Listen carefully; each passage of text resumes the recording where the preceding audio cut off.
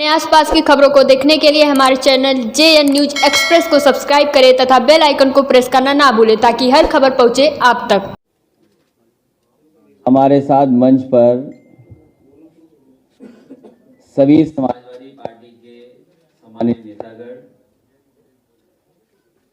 आज बहुत ही खुशी का वक्त है। बड़ी संख्या में समाजवादी पार्टी में शामिल होने वाले नेता हैं। बड़ी संख्या में लोग आए हैं और लगातार समाजवादी पार्टी में शामिल होने वाले लोगों की संख्या बढ़ती चली जा रही है। जैसे जैसे चुनाव करीब आ रहा है, हमारी पार्टी के तमाम नेता कार्यकर्ता प्रयास कर रहे हैं ज़्यादा से ज़्यादा लोग समाजवादी पार्टी से जुड़ें। उसी कड़ी में मैं सबसे पहले पूर्व ब्लॉक प्रमुख बस्ती महेश सिंह जी का धन्यवाद देता हूं, बधाई देता हूं।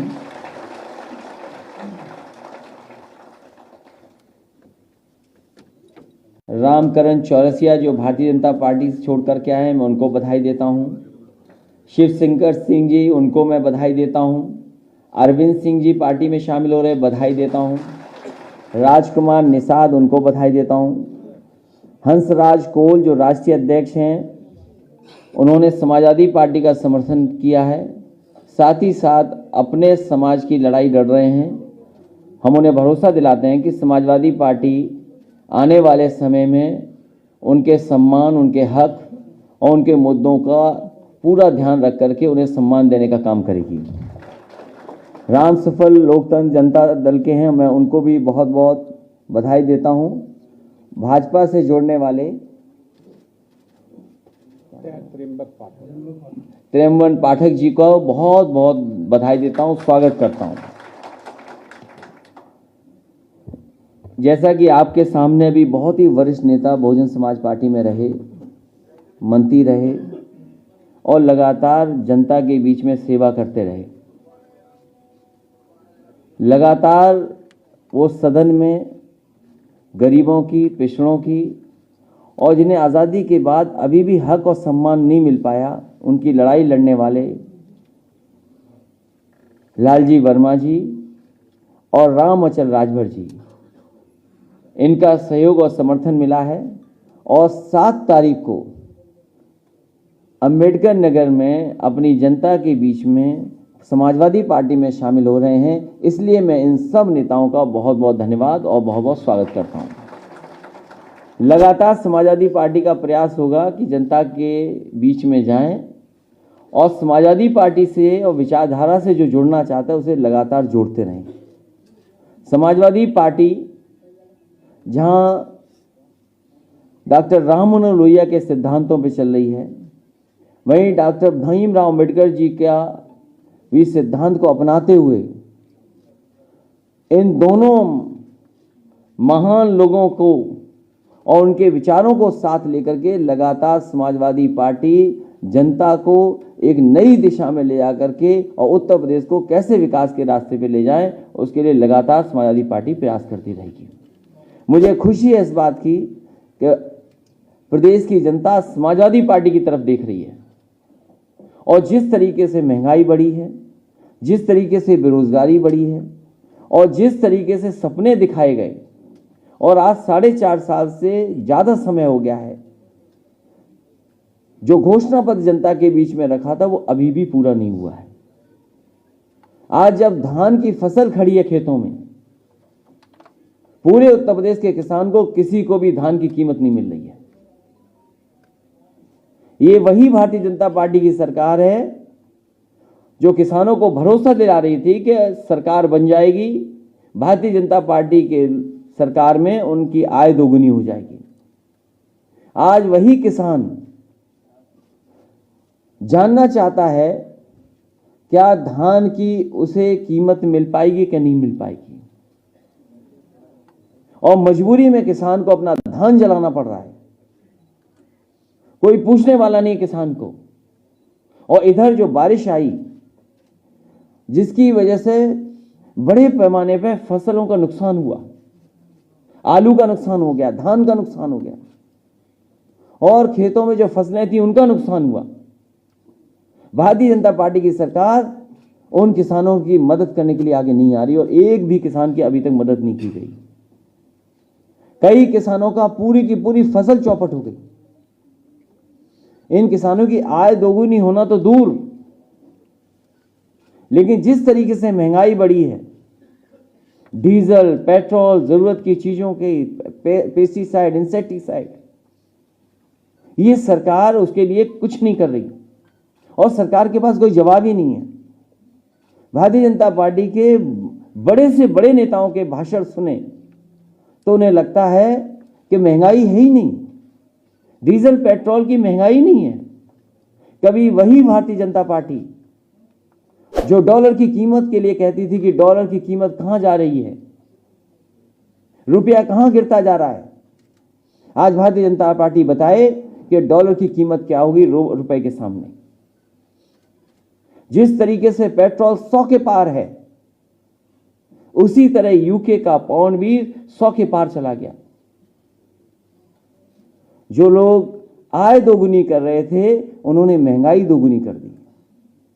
बड़े बड़े आयोजन हुए थे लखनऊ में, चाहे वो डिफेंस का हो आयोजन हो और चाहे इन्वेस्टमेंट मीट रही हो। आज उत्तर प्रदेश की जनता जानना चाहती है और खासकर नौजवान जानना चाहते हैं कि उन इन्वेस्टमेंट के बहाने कितनी नौकरी और कितने को रोजगार मिला है। बड़ी बड़ी संस्थाएं जो बाबा भीमराव अंबेडकर जी ने हक और सम्मान देने के लिए रास्ता खोला था, जब सरकारी कंपनियां खत्म हो जाएंगी, सरकारी नौकरियां नहीं होंगी, तो आखिरकार वो हक और सम्मान कहां मिलेगा।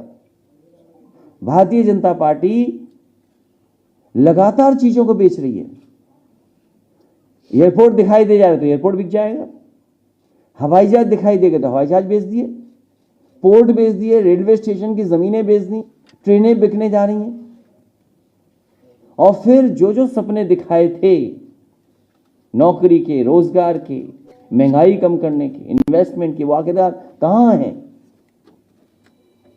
ये भारतीय जनता पार्टी कपट, धोखे, छल के दलदल में खिला रहे हैं झूठ का फूल। भारतीय जनता पार्टी ने 4.5 साल में कपट से, धोखे, छल के साथ साथ दलदल में खिलाया है झूठ का फूल। और कितना भ्रष्टाचार है। मंत्री पे आरोप लगा रहे हैं, अधिकारी पे आरोप लगा रहे हैं। पहली बार ऐसा हुआ होगा कि एक अधिकारी दूसरे अधिकारी पर आरोप लगा रहा हो कि यह भ्रष्टाचार हो रहा है, बेईमानी हो रही है। एक मंत्री दूसरे मंत्री पर आरोप लगा रहा हो, उप मुख्यमंत्री मुख्यमंत्री पर आरोप लगा रहा हो। यह कहां हो रहा था। इसे झूठ के फूल का समय खत्म हो गया है। और साइकिल से तो इसलिए आपत्ति है, इसलिए परेशानी है कि न साइकिल पे डीजल चलता न पेट्रोल चलता है। तो जो डीजल पेट्रोल समाजवादी लोग साइकिल चलाएंगे तो नहीं लेंगे, तो मुनाफा किसको मिलेगा। समाजवादी पार्टी और मैंने कई बार पूछा है इसी मौके पर, यहीं पर, कि जो डीजल पेट्रोल है उसका आखिरकार मुनाफा कहां जा रहा है। जब अंतर्राष्ट्रीय बाजार में क्रूड ऑयल कम था तब भी जनता से वसूल रहे थे पैसा, तब भी मुनाफा वसूला जा रहा था और आज भी वसूला जा रहा है। डीजल पेट्रोल की महंगाई देख लें, और जिस समय डीजल पेट्रोल की महंगाई होती है, हर जरूरत की चीज महंगी हो जाती है। सुबह से लेकर के शाम तक जो खाना खरीदते हैं, सब्जी खरीदते हैं, वो सब महंगा है। आज सरसों का तेल कहां पहुंच गया। सरसों के तेल के कीमत क्या है आज, उसके लिए जिम्मेदार कौन है। भारत सरकार से पूछा गया कि आखिरकार ये सस्ता क्यों नहीं है, कड़वा तेल सस्ता क्यों नहीं है। तो भारत सरकार में मंत्री कहते हैं कि सरसों के तेल में मिलावट नहीं हो पा रही, इसलिए महंगा नहीं है। और जो आज अगर मीटिंग हो भी रहेगी तो हो सकता है सरसों के तेल की कीमत को गिराने के लिए मिलावट बढ़ा दे बीजेपी, कि सरसों के तेल में मिलावट हो, शुद्ध सरसों का तेल भी जनता को ना मिले, इसकी तैयारी भारतीय जनता पार्टी कर रही है। तो आज महंगाई है, बेरोजगारी है और लगातार लोगों के साथ अन्याय हुआ है। इतना अन्याय, इतना उत्पीड़न कभी नहीं हुआ होगा जितना भारतीय जनता पार्टी की सरकार में हुआ है। इसलिए झूठ के फूल खिलाए जा रहे हैं और झूठ के फूल खिलाएंगे ये लोग। जनता इस बार सावधान है और मुझे खुशी है जिस तरीके का समर्थन सहयोग मिल रहा है, जिस तरीके से दूसरे दलों के लोग आ रहे हैं। मुझे पूरा भरोसा है कि आने वाले समय में हो सकता है उत्तर प्रदेश की जनता 400 से ज्यादा सीटें जिता करके अगली सरकार बना दे।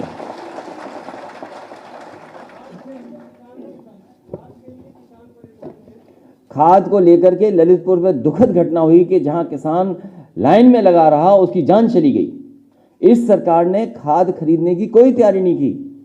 जहां उत्तर प्रदेश सरकार, जो डबल इंजन की सरकार दिल्ली वाली सहयोग कर रही है, आखिरकार क्या वजह है कि किसान को डीएपी, किसान को खाद जब उसको जरूरत है तब नहीं मिल पा रहा है। और सरकार आखिर क्या क्या कर रही है? डीजल पेट्रोल महंगा कर दिया, खाद महंगी कर दी, डीएपी महंगी कर दी और खाद की बोरी से भी चोरी कर ली। प्रधानमंत्री मोदी आलू भी महंगा हो गया, दुगना रेट हो गया। सरकार में भ्रष्टाचार की साइकिल चलती थी, हम सुशासन ले रहे हैं। समाजवादी साइकिल को न पेट्रोल न डीजल की जरूरत है, न डीजल और पेट्रोल की जरूरत है।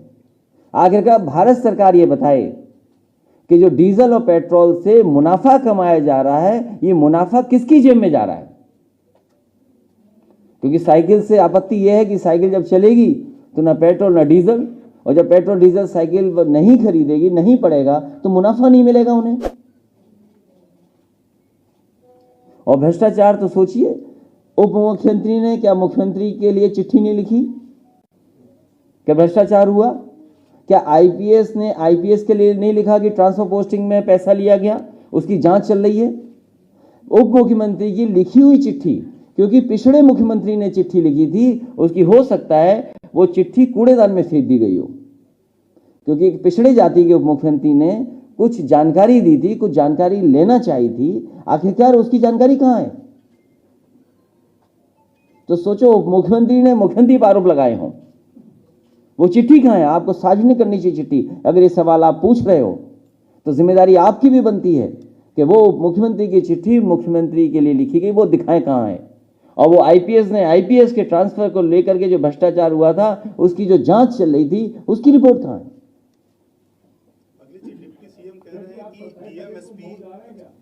मैं मऊ जा रहा हूं।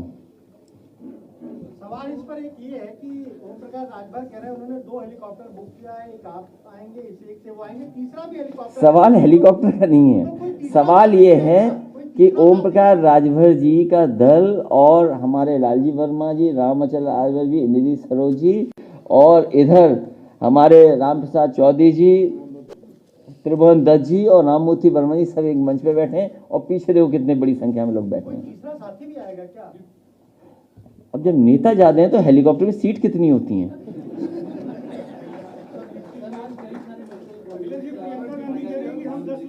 देखिए, सबसे बड़ा आप ये सब बहुत महत्वपूर्ण सवाल है कि आज मेडिकल कॉलेज उद्घाटन हो रहे हैं। जिस समय जनता को दवाई की जरूरत थी, जिस समय उत्तर प्रदेश की गरीब जनता को इलाज की जरूरत थी, जिस समय उत्तर प्रदेश की जनता को ऑक्सीजन की जरूरत थी, उस समय उत्तर प्रदेश की सरकार कहां थी? उत्तर प्रदेश के गरीबों को, उत्तर प्रदेश की जनता को भारतीय जनता पार्टी ने अनाथ छोड़ दिया।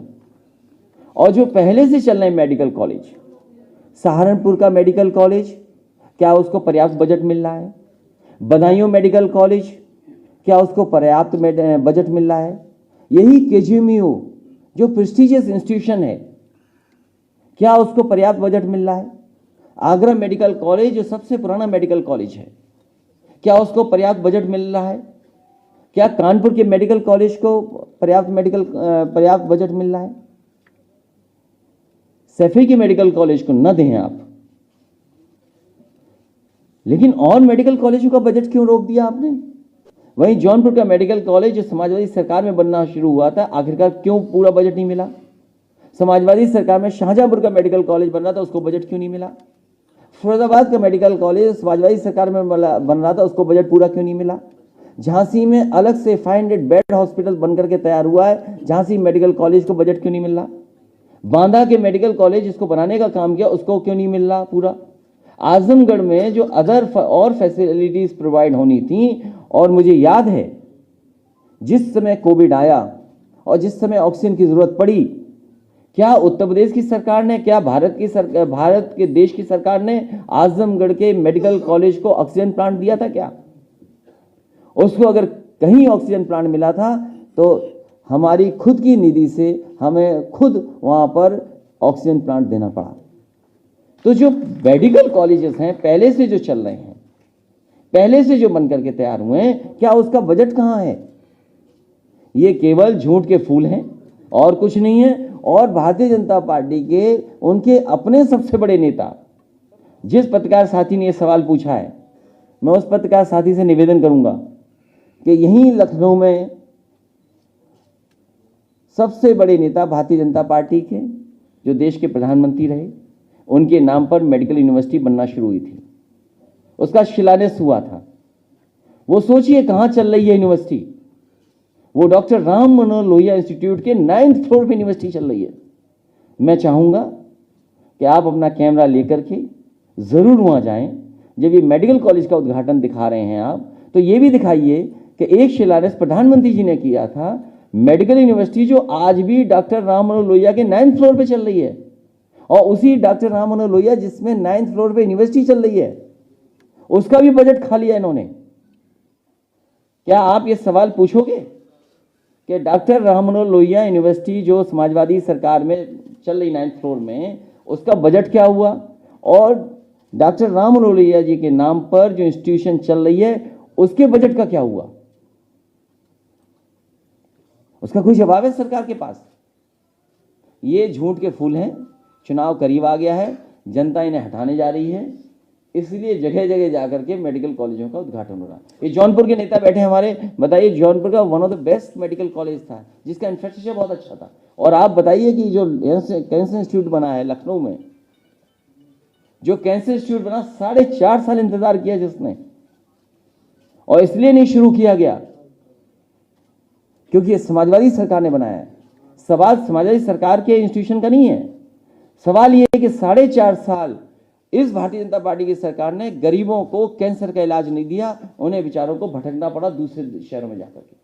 प्रदेश के स्वास्थ्य मंत्री काशी के हैं और वहां पर एक भी महिला डॉक्टर नहीं है, जिसको लेकर वहां के लोगों ने तमाम सवाल एक अस्पताल, एक महिला डॉक्टर का नहीं है, सवाल है उत्तर प्रदेश के हेल्थ इंफ्रास्ट्रक्चर का। पूरा हेल्थ इंफ्रास्ट्रक्चर कोलैप्स हो गया। जिस तरीके से शिक्षा का पूरी व्यवस्था कोलैप्स हो गई। क्या पढ़ाई हो रही है उत्तर प्रदेश में? बताइए हमें, क्या पढ़ाई हो पा रही है? अब मुख्यमंत्री जी कह रहे हैं हम टैबलेट देंगे। 4.5 साल कौन सी टैबलेट देते रहे आप? कौन सा कैप्सूल दिया आपने जो अब टैबलेट दे दोगे आप? प्रधानमंत्री ने खास तौर पर कहा है कि पूर्वांचल की उपेक्षा की गई। देखिए, अधिकारियों को सबसे पहले पता लग जाता है सरकार किसकी बनने जा रही है। और हम तो बीजेपी से कहेंगे कि वो जो नया सॉफ्टवेयर डाला था, हमारे मोबाइल में भी डाल के देख लो कि कितने अधिकारी अब संपर्क में आ गए हैं। एक वो है ना सॉफ्टवेयर, पूर्वांचल के बारे में उन्होंने कहा कि पूर्वांचल की उपेक्षा पिछली सरकारों ने की, छोटी मोटी डिस्पेंसरी खोल के। झूठ के फूल यही कह सकते हैं, झूठ के फूल यही कह सकते हैं कि पूर्वांचल का हम लोगों ने अनदेखी की। बलिया को बिहार से जोड़ने वाला सबसे बड़ा पुल समाजवादी सरकार ने दिया। वहां पर पूर्व प्रधानमंत्री चंद्रशेखर जी, उनके नाम से यूनिवर्सिटी दी, उसका बजट भारतीय जनता पार्टी ने रोक लिया। बलिया तक अभी तक एक्सप्रेसवे नहीं बन पाया। जो एक्सप्रेसवे, जिस एक्सप्रेसवे का अलाइनमेंट, जिस एक्सप्रेसवे को देने का काम समाजवादी सरकार में हुआ, जिसका नाम था समाजवादी पूर्वांचल एक्सप्रेसवे, वो समाजवादी सरकार ने दिया है। उसका शिलान्यास विधानसभा के सामने हुआ, लैंड एक्विजिशन हुई और आम सहमति हुई सरकार जमीन लेने को लेकर के। इस सरकार ने कुछ नहीं किया। जो मीडियन होता है सड़क का, जो सड़क का मीडियन था, जो इंडियन रोड कांग्रेस के स्टैंडर्ड से 12 मीटर होना चाहिए, 14 मीटर, केवल सड़क को बुरा बनाने के लिए, सड़क की क्वालिटी गिराने के लिए स्टैंडर्ड्स को कट डाउन किया। जो पैरामीटर्स थे उनको नीचे गिराया और ये दिखाने के लिए कॉस्ट कम हो जाए उस सड़क को बना रहे हैं, जिसकी राइडिंग क्वालिटी बहुत खराब है। इस समय समझ में आया, नहीं समझ में आया? अलाइनमेंट हमारी सरकार का, मीडियन मींस डिवाइडर। कॉस्ट कम करने के लिए 12 मीटर का डिवाइडर था, 12 मीटर का मीडियन था, वो छोटा कर दिया। और कहीं भी भारतीय जनता पार्टी ने वो काम नहीं किया जो सबसे प्रिय काम है उनका। सबसे प्रिय काम भारतीय जनता पार्टी का है शौचालय बनाना, और वो शौचालय बनाना जिसे पानी नहीं है। बताओ, समाजवादी पूर्वांचल एक्सप्रेस वे किनारे शौचालय कहां बनाए इन्होंने? मंडी नहीं बनाई। और हो सकता है, मैं आज कह रहा हूं आपसे, पंजाब के चुनाव देखते हुए, उत्तर प्रदेश के चुनाव देखते हुए, हो सकता है किसानों के कानून रद्द कर दी जाए तीनों, और फिर चुनाव के बाद नए कानून फिर आ जाएंगे। क्योंकि जिन्होंने साइलोज बना लिए, जिन्होंने प्राइवेट लोगों ने इंफ्रास्ट्रक्चर क्रिएट कर लिया है, क्योंकि ये सरकार उद्योगपतियों, बड़े लोगों की मदद कर रही है। ये जो कुशीनगर का एयरपोर्ट है, ये समाजवादी सरकार का देन है। हमें दुख इस बात का है कि किसी अखबार ने नहीं लिखा कि बजट किस सरकार ने दिया गया। मुझे दुख इस बात का है कि किसी पत्रकार साथी ने किसी अखबार में ये नहीं लिख के आया कि 260 करोड़ बजट या सैंक्शन किस सरकार ने किया। तो आप भी सोचो। और ये वो एयरपोर्ट इसलिए देखने गए, हम और आप भी अगर कोई मकान लें, घर बेचें, तो देखने जाते हैं। वो उद्घाटन नहीं था, वो गलत फहमी मत रहिए आप। कोई जमीन जब खरीदते हैं लोग तो उसको देखते हैं पहले। तो ये बीजेपी वाले देख आए हैं, हो सकता है उस एयरपोर्ट को भी बेच दें।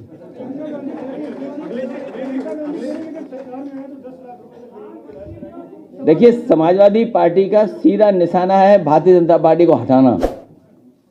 समाजवादी पार्टी भारतीय जनता पार्टी को हटाने जा रही है। पेट्रोल डीजल पर पिछले कुछ सालों में केंद्र सरकार को 23 लाख करोड़ रुपए का प्रॉफिट हुआ है। अभी पिछले महीने जीएसटी काउंसिल की मीटिंग थी, खुद वित्त मंत्री यहाँ पर लखनऊ में रही, जो अधिकारियों से मीटिंग की। खबर यह है कि ये यूपी से ट्रायल रन के तौर पर उसको जीएसटी में लाने की शुरुआत करने के प्लान है। आपका क्या कहना है? मुझे नहीं पता क्या जानकारी है आपको, लेकिन अगर साइकिल चलाओगे तो डीजल पेट्रोल नहीं जरूरत पड़ेगी, तो मुनाफा किसका गया? अगर आम जनता साइकिल चलाने लगे तो किसका मुनाफा चला गया? सरकार को मुनाफा ही नहीं मिलेगा, तो सरकार बड़े लोगों को कैसे पैसे दे पाएगी? और जहां तक सवाल जीएसटी का है, ये जानते हैं कि अगली सरकार इनकी बनने वाली नहीं है, इसीलिए गन्ने की कीमत क्या रखी? गन्ने की जो कीमत बढ़ाई सरकार ने, क्या बढ़ाई? क्यों बढ़ाया? क्योंकि वो जानते हैं गन्ने का तो देना ही नहीं है, भुगतान ही नहीं करना है। जब आज नहीं दे पाई जो सरकार, आज भी किसानों का 4000 करोड़ से ज्यादा बकाया है, तो इनके पास कोई प्लानिंग नहीं है, और ये जानते हैं कि इन्हें नहीं देना है, अगली सरकार को देना है। समझ गए आप बात? इसीलिए जनता को धोखा देने के लिए जीएसटी में ना, लेकिन ये सरकार वसूल लेगी पैसा।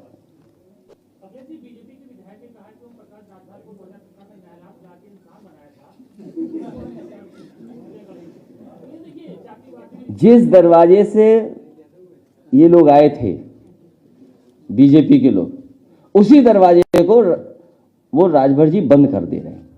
ये परेशानी है उनको। बात समझ गए? जिस दरवाजे से भारतीय जनता पार्टी घुसी थी, उसी दरवाजे को ओम प्रकाश राजभर जी बंद किए दे रहे हैं, और बाकी बंद ये लोग कर देंगे, चटकनी लगा देंगे। ये तकलीफ है उनको।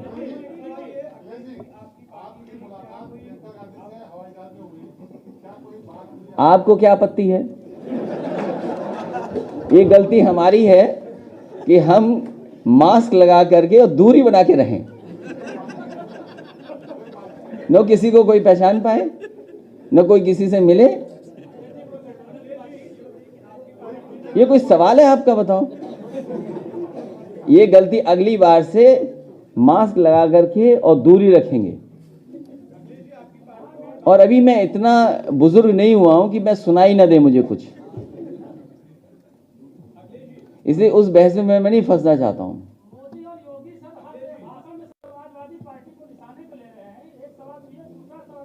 क्योंकि समाजवादी पार्टी की साइकिल में 2 पहिए हैं, एक एक करके दोनों को हटा दिया जाएगा।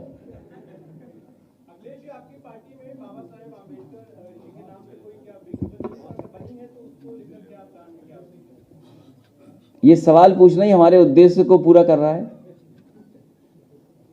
हमारी समाजवादी पार्टी की जिस तरीके से लोहिया वाहिनी हमारी है, बाबा साहब भीमराव अम्बेडकर जी के नाम पर भी एक प्रकोष्ठ का गठन हुआ है, और जिसमें कि जिस तरीके से समाजवादी पार्टी की हमेशा लड़ाई रही, संघर्ष रहा कि सभी वर्गों को जोड़ें और समता मूलक समाज का निर्माण हो, इक्वलिटी आए, प्रॉस्पेरिटी आए, डेस्परेट भेदभाव खत्म हो।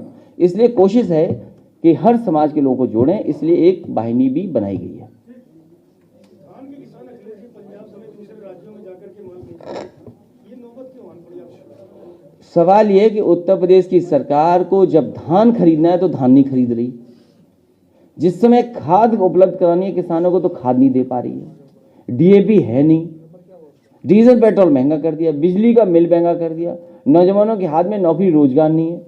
इसीलिए भाषणों में आप झूठ के फूल खिलते हुए नजर आएंगे आपको। अखिलेश जी, यूपी एग्रो एक कृषि विभाग के अंदर एक विभाग है उत्तर प्रदेश में, महीनों से वहां के कर्मचारियों को वेतन नहीं मिला। भाजपा रही और कुछ महीने तो किसी को वेतन नहीं मिलेगा। बिना मांगे आपको समर्थन दिया, क्रॉस वोटिंग की, हालांकि ये बात नहीं मान रहे थे बीजेपी के लोग। आज हम और आप लोग, अक्टूबर खत्म हो गया है, नवंबर, दिसंबर, जनवरी में तारीख आ जाएंगी, वोटर लिस्ट नई छपने वाली है। सब विधायक, पूरे उत्तर प्रदेश की जनता इंतजार कर रही है नई सरकार का। इसलिए लक्ष्य है कि उत्तर प्रदेश में नई सरकार बनी, भारतीय जनता पार्टी हटे, इसका सफाया हो। समाजवादी पार्टी का मैनिफेस्टो आ रहा है, उसमें समाजवादी पार्टी के क्रेडिबिलिटी ये तो है, पॉलिटिकल क्रेडिबिलिटी कम से कम ये तो है कि जो समाजवादी पार्टी कहती है वो करके दिखाती है, और कई ऐसे काम भी करती है जो हमारे घोषणा पत्र में नहीं होते हैं। उदाहरण के लिए लखनऊ की मेट्रो है, अगर ये समाजवादी पार्टी के घोषणा पत्र में नहीं थी, लेकिन जरूरत समझा कि एक शहर को, बड़े शहर को एक पब्लिक ट्रांसपोर्ट दिया जाए, अच्छा पब्लिक ट्रांसपोर्ट दिया जाए, सेफ पब्लिक ट्रांसपोर्ट दिया जाए, वो दे करके दिखाया। और सोचिए, एक केवल सेक्शन में चली है तो क्या 4000 से ज्यादा इंजीनियर या उसके आसपास नौकरी मिली कि नहीं मिली? यही आपका एससीएल जो बगल में खुला है, उसमें जो टारगेट है, अभी 4000 से ज्यादा डायरेक्ट इंडायरेक्ट नौकरियां मिली कि नहीं मिली? जो बाबा मुख्यमंत्री जी हैं, सैमसंग के बारे में क्या जाने, वो क्या जाने सैमसंग के बारे में? और क्या कहते हैं, सैमसंग बोले क्या है? सैमसंग को लाने का काम, उसका एक्सपेंशन होने का काम, मुझे अच्छी तरह याद है कि सैमसंग का प्लांट तमिलनाडु जा रहा था। उस समय वहां की मुख्यमंत्री जयललिता जी थी, कुछ सहूलियत दे रही थी वो सरकार। उस समय जो सैमसंग के अधिकारी आए, मैंने उनसे कहा कि हम उनसे बेहतर आपको सहूलियत देंगे, ये सरकार आपके साथ खड़ी होगी। और उसका परिणाम ये है कि सैमसंग का एक्सपेंशन प्लांट लगा नोएडा में। सोचते क्या नौकरी मिली होंगी वहां पर? 3 मैंने उदाहरण दिए आपको। तो समाजवादी पार्टी कम से कम उत्तर प्रदेश को वर्ल्ड क्लास बेस्ट इंफ्रास्ट्रक्चर दिया है। बेस्ट इंफ्रास्ट्रक्चर है उत्तर प्रदेश के पास, जो समाजवादी सरकार की देन है। ये जो आपके एक्सप्रेसवेज हैं जो डिफाइन हो रहे हैं आज, ये एक्सप्रेसवे हैं जो समाजवादी पार्टी ने दिए, और इतने बड़े दिए 341। जहां तक समाजवादी पार्टी ने लैंड एक्विजिशन किया गाजीपुर में, वहां से 1 मीटर आगे लैंड एक्विजिशन नहीं किया बहुजन समाजवादी, वो ये सरकार ने, भारतीय जनता पार्टी ने। क्या कल्पना कर सकते हो आप? वर्ल्ड क्लास का देना चाहते हैं, और अब चुपचाप अकेले में वो प्रैक्टिस हो रही है। 3x660 super critical thermal plant अकेले में प्रैक्टिस हो रही है, सोचिए बोलने की।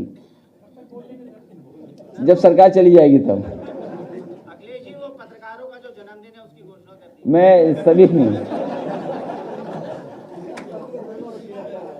ये सवाल केवल यहाँ पूछते हो कि दूसरी उसमें प्रेस में भी करते हो? वहां बैन हो गए आप?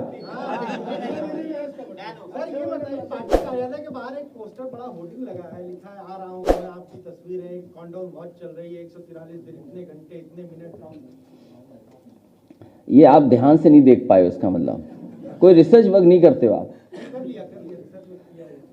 ये पुराने पत्रकार साथी हैं, ये जानते होंगे कि जिस समय समाजवादी पार्टी एक्सप्रेसवे बना रही थी तो इसी तरह अधिकारियों की ऑफिस में काउंटडाउन की घड़ी लगा दी गई थी। इसी तरह जब मेट्रो बन रही थी तब भी इससे घड़ी लगा दी थी। समझ लो दो उदाहरण हम लोगों ने पेश किए हैं कि रिकॉर्ड टाइम में चीज़ें बनाई हैं। इसलिए घड़ी भी जिसने लगाई उसको बधाई देता हूं, वो जानता है कि सरकार आ रही है।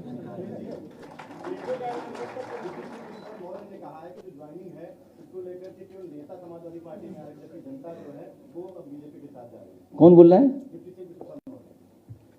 कौन डिप्टी सीएम? अभी उनका नहीं सुना, कोई सुन नहीं रहा, लेखपाल भी नहीं सुन रहा उनकी बात। वीडियो में वो अधिकारियों को धमकी देते नहीं, वो इसीलिए ये लेखपाल भी नहीं सुन रहा उनकी अब तो।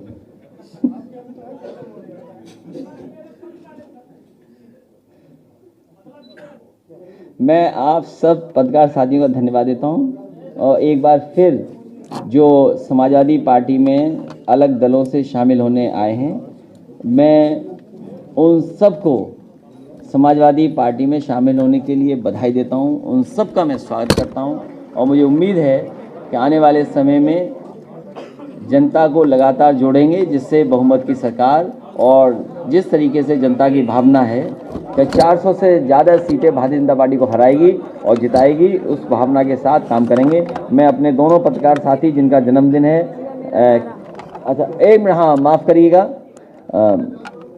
वहाँ से कुछ नारे बने हैं, वो नारे कहना चाहती हैं, इसलिए वो नारे कहें। उस नारे कहने से पहले दो साथी हैं जिनका जन्मदिन है, मैं दोनों पत्रकार साथियों को बहुत बहुत बधाई देता हूँ, शुभकामनाएं देता हूँ।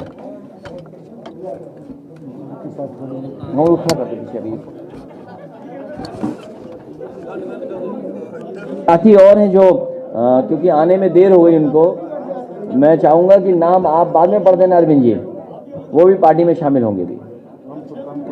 ठीक है, हाँ ठीक है। नमस्कार सभी को, मैं काजल निषाद, राष्ट्रीय अध्यक्ष जी, पूर्व मुख्यमंत्री जी, भावी मुख्यमंत्री जी और भावी प्रधानमंत्री जी। भावी प्रधानमंत्री जी बोलूंगी क्योंकि समाजवादी पार्टी से इश्क है जनता को, समाजवादी पार्टी की सरकार बनानी है जनता को, ये जुनून है मेरी तरह।